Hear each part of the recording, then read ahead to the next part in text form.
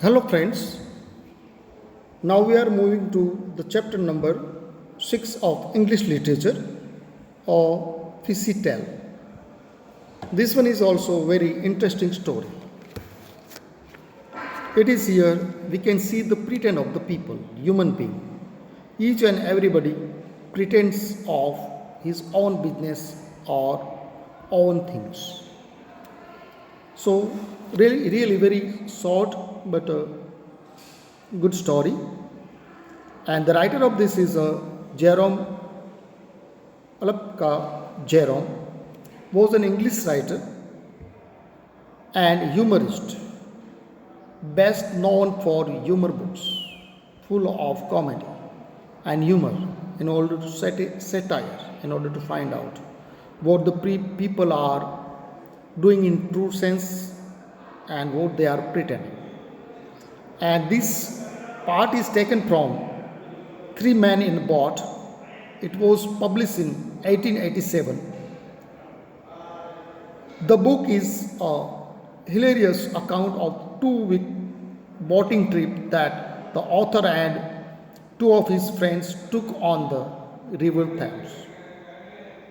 Three Men in Boat was so successful that Jerome followed it up with another book about cycling holiday in Germany called The Three Men on Buman in Cycle in 19. So this is the author and he has written the story. Now let's see the story. First let's see the characters. There are few characters and few sentences are with them they have to say. Jerome, George, Montmorency, old man, and old man name is Jim Betts, local carrier Joe Muggles, solemn customer Mr. Jones, and landlord. These are the characters. So here is the story that three friends comes there at the place in a village and they found a used fish in a case, in glass case. तीन friend है वो गांव में आते हैं, वो hotel में जाते हैं, वहाँ पे वो एक बड़ी फीस देखते हैं और वो देख के उससे इम्प्रेस्ड हो जाते हैं और जानने का प्रयत्न करते हैं कि देखो ये कितनी सुंदर है, कितनी बड़ी है. तो एक करके एक व्यक्ति आता है और सब ये बोलता है कि मैंने ये पकड़ी है. तो जो भी व्यक्ति आता है वो ये कहता है ये मैंने ऐसे पकड़ी थी, मैं पकड़ते वक्त बाल बच्चा था, मैंने कितनी मेहनत की थी, उसकी कितनी वेट है. तो ये सब अपने अपने हिसाब से उसको पता है कि जो लोग है वो स्ट्रेंजर है, उसको पता नहीं. Like earlier story we have explained. So here also the same. यहाँ पर भी कि ये अनजान लोग है तो उसको पता नहीं होगा कि किसने फीस पकड़ी है. तो ये क्रेडिट लेना चाहते हैं और ये हर एक आदमी को, हर एक ह्यूमन नेचर है कि मैंने किया है, मेरे अलावा कोई नहीं कर सकता है. लेकिन बाद में लास्ट में जो स्टोरी है उसमें ट्विस्ट आता है.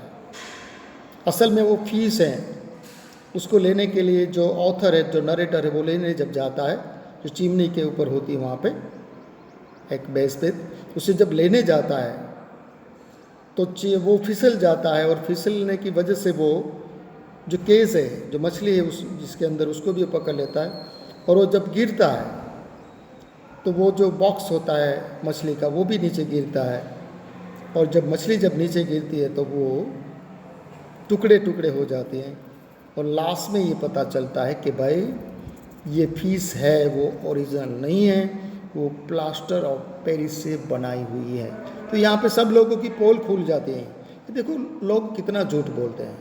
So this is the story about the human being and human nature that each and everybody pretends that I have done this, I have nobody can do without me and I am the only person who can do this one. So all the people who comes and he pretends, he boasts of himself and they know that these are the strange people, so they don't know about the village and they will accept. but at last it is disclosed. It come to now know that the statue is the piece is made of plaster of Paris. So now let's read and explain. Now let's see the chapter.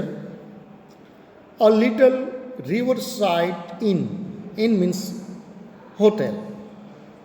In Wallingford,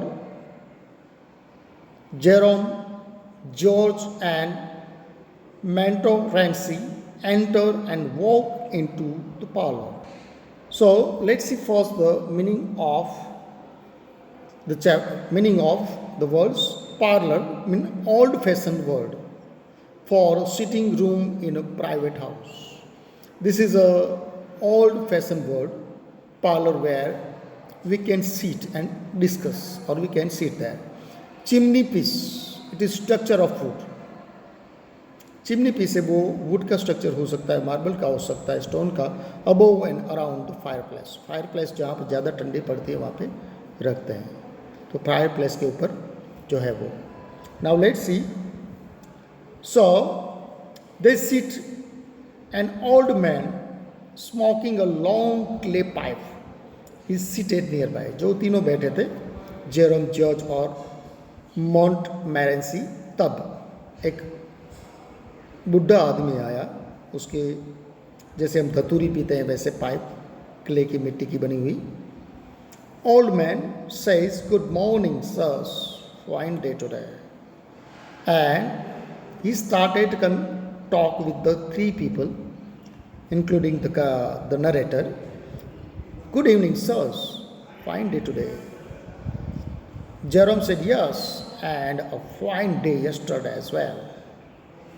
कि कल भी अच्छा दिन था, आज भी अच्छा दिन है. George, looks like it will be a fine day tomorrow. George कहता है कल भी अच्छा होगा. Wonderful weather.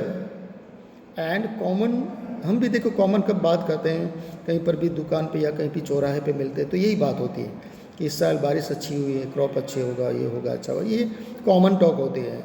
It can be found in India or other countries. So it's common way of communicating with the people. कि मिले हैं तो क्या पूछेंगे, तो ये this is the way we start the communication. George, looks like it will be a fine day tomorrow, wonderful weather. The crops seem to be coming up nicely. और crops भी अच्छे होंगे. Pause. Everyone looks around. Then Jerome and George look at dusty old glass case. तो glass case उसने देखा, fixed very high up above the chimney piece. Chimney piece के up लगाया हुआ था. वो डस्टी था, डस्ट से भरा हुआ थोड़ा ओल्ड ग्लास था, वो उसने देखा. जेरोम, तो हमें पूछने की ये क्या है, और कुछ एक्स्ट्रा चीज़ देखते हैं या एक्स्ट्रा ऑर्डिनरी थिंग देखते हैं, तो हम उसके बारे में पूछते हैं. तो उसने पूछा, Jerome says, what a monsters fish it is it a code.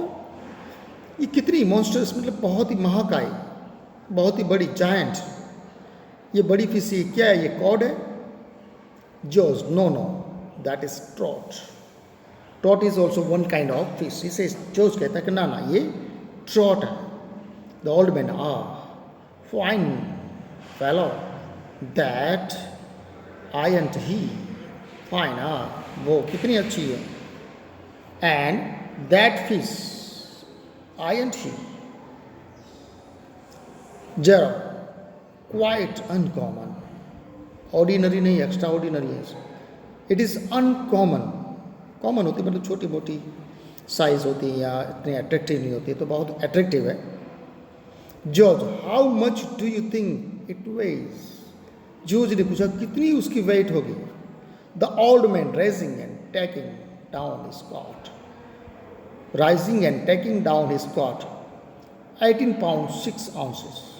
बताए 18 pounds and 6 ounces. Yes, it was. War means was. It was 16 years ago, came to third or next month that I landed him. So I have caught 60, वो कहता है मैंने 6 साल 16 years पहले 16 साल पहले मैंने पकड़ी थी. Oh, was old man carrying on. और अब तो उसने चालू कर दिया है कि अब यहाँ पे हमारी चलेगी क्योंकि स्ट्रेंजर है. I caught him just below the bridge with Mino. मैंने